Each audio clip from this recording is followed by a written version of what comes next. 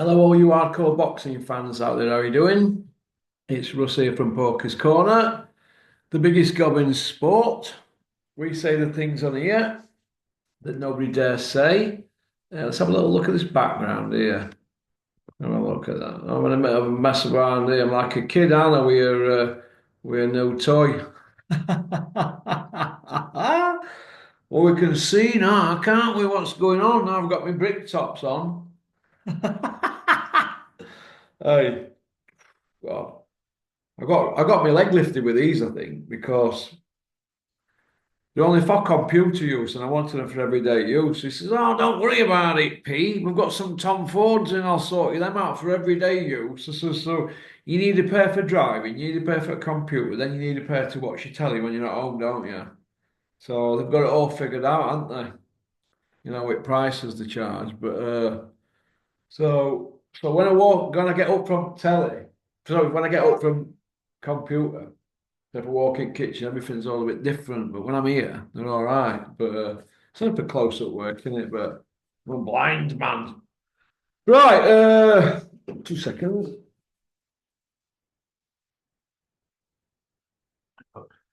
Somebody's asked me who's leading for the £100 for this month.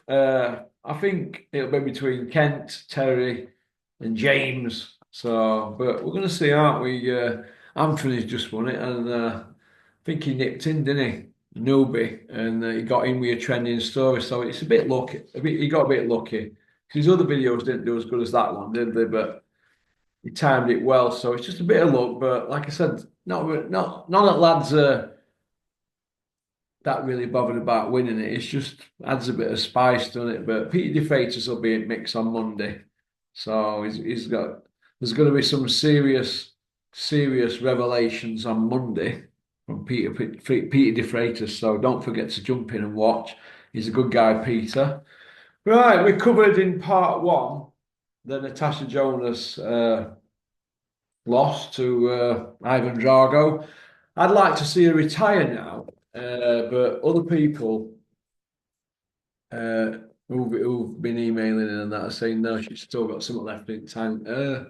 How long can you go on for though when you're in your forties and you know she's financially secure. She's got a lovely little daughter, and she's got a job at Sky Sports, so it's all there for her on a plate. A job in the media as a former world champion. So good luck to Natasha. But we spoke about Eddie Hills in the blue corner from Billericay, the Iceman. We spoke about Eddie. I want to speak about Carl Frampton because he was on TalkSport and he said that at the end of the day, Crusher Ben, he failed two dope tests, didn't he? Not one, but two dope tests. And what are they doing about it? What are the powers that be doing about it? Nobody's done really anything, have they? The boxing board of control are about as much use as a Kit Kat in front of a hot fire. They're no use, are they? No use whatsoever. All commission lads agree with me on this. We need new leaders at the boxing board of control now. I was a big advocate for somebody like Julian McGowan doing it back in when Julian used to come in here because he's got a lot of integrity, Julian. Uh, I'd like to see him involved. I'd like to see Peter De Vries involved. He's got a lot of integrity. Uh, Peter does a lot with, I think it's IBA, is it? Uh, so, but I'd like to see Peter involved in the board at the board in some capacity. Whether he wants to do that or not, I don't know. But he's got a good name in boxing. He's not a taker. He's a straight shooter. So, but Frampton made a good point that Crusher's failed two dope tests and he hasn't shown us shit to say he's innocent, has he? All he's saying is, I've been cleared. I've been cleared. Day after I got my heated steering wheel service. Bruv. Like I said in that video the other day to James or yesterday, if Crusher Ben's name were Connor Jones and he had the same CV, nobody'd be interested in him, would they? Eddie Hills wouldn't be interested in him now. He were interested in Campbell Hatton though, wasn't he? Old Hands of Foam, what happened to him? Dropped him like a stone, didn't he? Do you know why? Didn't do tickets. He couldn't punch his way through a wet paper bag. But he had a go, so you've got to give him respect. But he wasn't going anywhere, was he? So Eddie dropped him. What about all that? You're part of the Matchroom family now. Bit like with White Rhino, wasn't he, when he told him he were part and parcel of the Matchroom family. We'll see about that if David gets a rub of the green in his fight with Elmer Fudd. So, what I don't want to see with that fight, though, for the next 10 weeks is the Gad.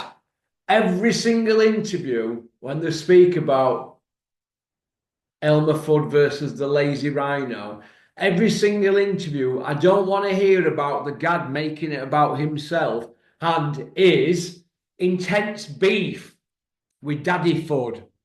I don't want to hear about Daddy Fudd's intense beef with you, the Gad. I don't want to hear about it.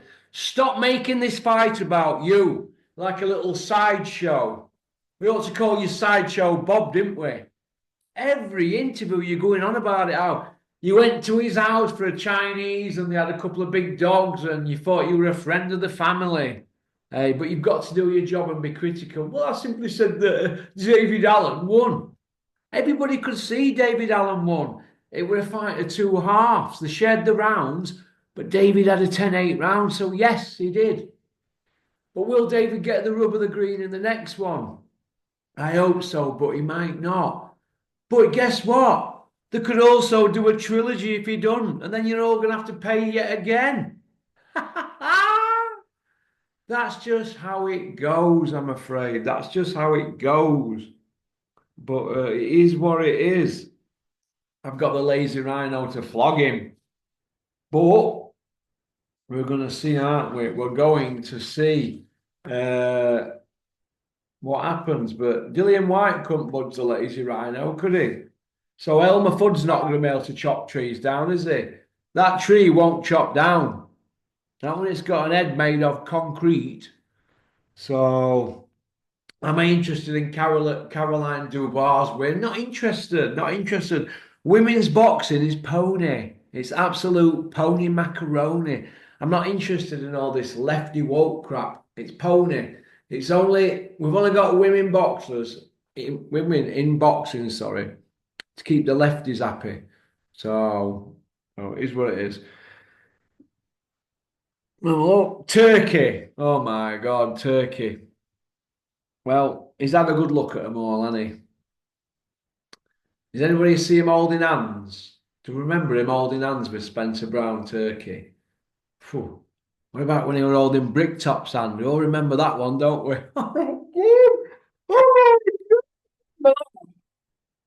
Turkey holding Bricktop's hand, eh? And Spencer Brown's. Could you imagine? He could do anything he wants with that lot, couldn't he? Turkey. He could do anything he wants. He could say to him, let me lead Turkey out in Eddie Hills or Spencer Brown. Let me lead you both out at Wembley. Let me hold your cocks. And I'll put an extra 50 bags in you put it in pot for yous. And they'd let him, wouldn't they? Can you imagine Turkey just grabbing them both by the cocks and leading them out at Wembley? Hey, Eddie Hills and Bricktop, or Spencer Brown and Bricktop. Leading them out. They do that because the Brassers, aren't they? Well, the Brassers have been kicked into touch by the looks of it now. And all they can say is, well, we're looking forward to working with Turkey again and we love all the competition. No. No. Turkey's had a good look at them all and he's thought, you lot are not for me. And that's about it, really. That's about it. But like I've just said before, and I'll say it again, I don't want to see the Gad.